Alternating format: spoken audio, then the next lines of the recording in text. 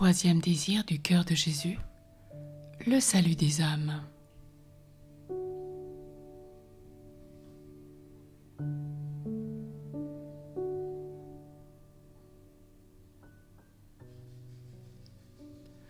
Considérez que le cœur de Jésus brûle d'un immense désir de sauver nos âmes et de les rendre éternellement heureuses.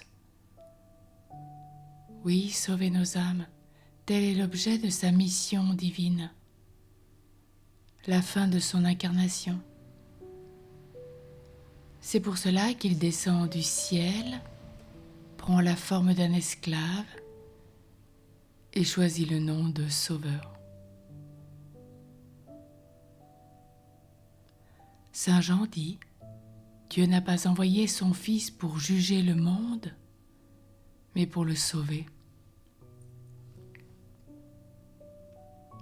Saint Paul ajoute, c'est en lui et par lui que tout doit être restauré dans le ciel et sur la terre. Il n'y a de salut qu'en Jésus-Christ.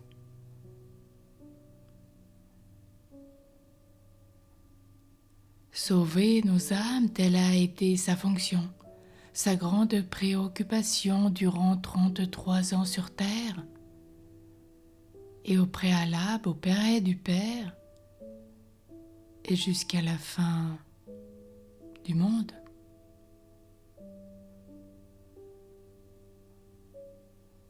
Oui, sauver nos âmes. Par ses exemples, il nous a donné des leçons, des miracles, des sacrements, ses souffrances, sa vie, sa mort, et il a tout rapporté à notre salut. Sauver nos âmes, c'est encore l'objet de son sacrifice. Jésus-Christ nous a aimés, il s'est livré pour nous, s'offrant à Dieu comme une hostie d'agréable odeur. Il achève sa vie au milieu des plus horribles tourments en déclarant qu'il a toujours soif du salut des hommes. Enfin, c'est pour nous sauver que Jésus nous donne son corps eucharistique, gage d'immortalité, et son divin cœur, arche sainte où nous pouvons tous pénétrer et trouver protection et salut.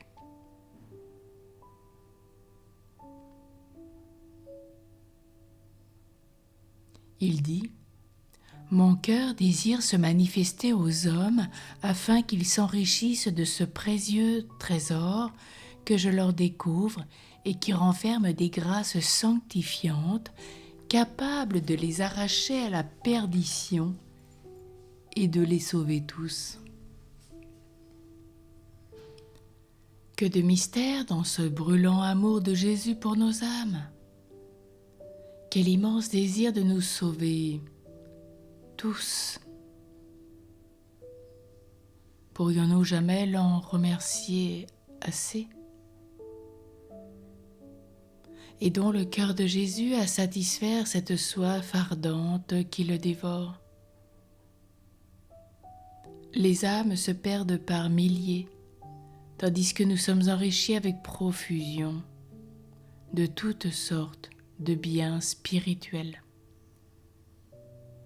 Travaillons, œuvrons à ramener à Dieu par nos prières, nos bonnes paroles, nos bons exemples, tous nos frères et sœurs. C'est ce qu'ont fait les saints avec un zèle admirable. Il fut manifesté à Sainte Thérèse et ses prières ont ramené plusieurs milliers d'Indiens. L'histoire ecclésiastique nous montre au IVe siècle un simple esclave convertissant toute la nation ibérique.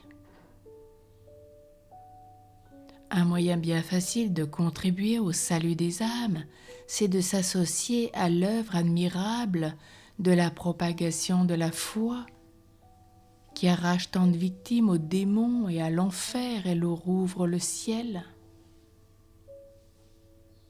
Aimons-la, cette œuvre si belle, propageons-la autour de nous et collaborons à aider au salut de nos frères. Oui, de mon cœur, Jésus, faites un cœur d'apôtre. Dévorez-le du feu qui consume le vôtre.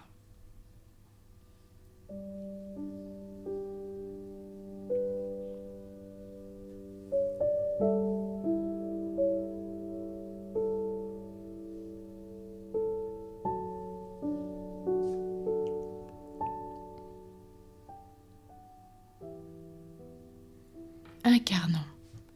En 1821, une fille pieuse de Lyon appelée Pauline Jaricot, elle aujourd'hui béatifiée, il y a quelque temps, se laissait prendre de compassion au récit des souffrances et du dénuement des missionnaires français dans les pays de mission. Un soir, pendant qu'on jouait autour d'elle, Pauline concevait son œuvre. Elle réclamait le prix de son jeu pour aider les missionnaires. Silencieuse auprès du feu, elle écrivait avec un crayon sur une carte la simple et féconde organisation de la propagation de la foi. Peu à peu, elle associait à son œuvre les ouvrières et les domestiques de la ville.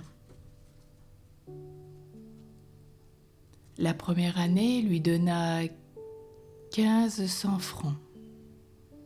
Tous ces détails viennent de la fondatrice elle-même, Pauline Marie Jaricot, que vous pouvez aller prier à Lyon. La souscription produisit plus tard 5 millions, dont 3 sont donnés par la France.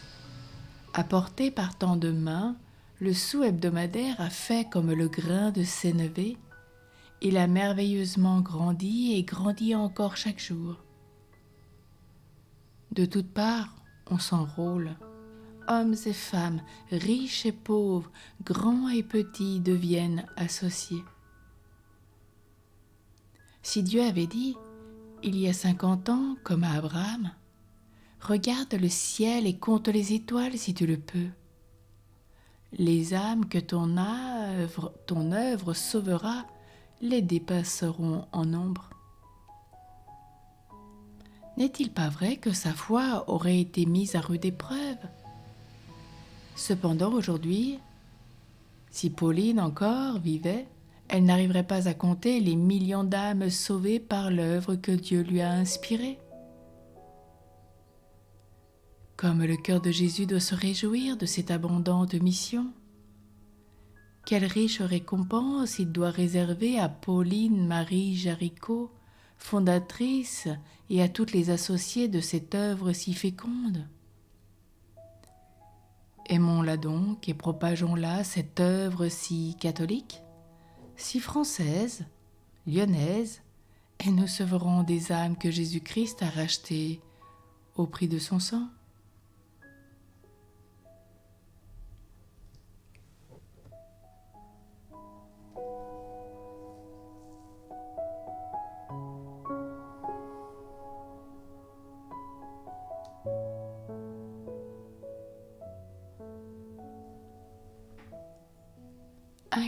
Prions. Cœur de Jésus, brûlant d'amour, j'ai soif aussi du salut de nos frères et sœurs. Que nous est-il donné de pouvoir les embrasser tous dans l'étreinte de notre charité, pour les unir à la nôtre et en faire une seule oblation unie au cœur de Jésus? Cœur divin, fais-nous connaître et aimer de toutes les âmes pour lesquelles tu as versé ton sang et sacrifié ta vie. Donne-nous chaque jour de pouvoir propager la foi à ceux que nous rencontrons en ce jour, qui sont autour de nous, avec nous. Qu'il en soit ainsi.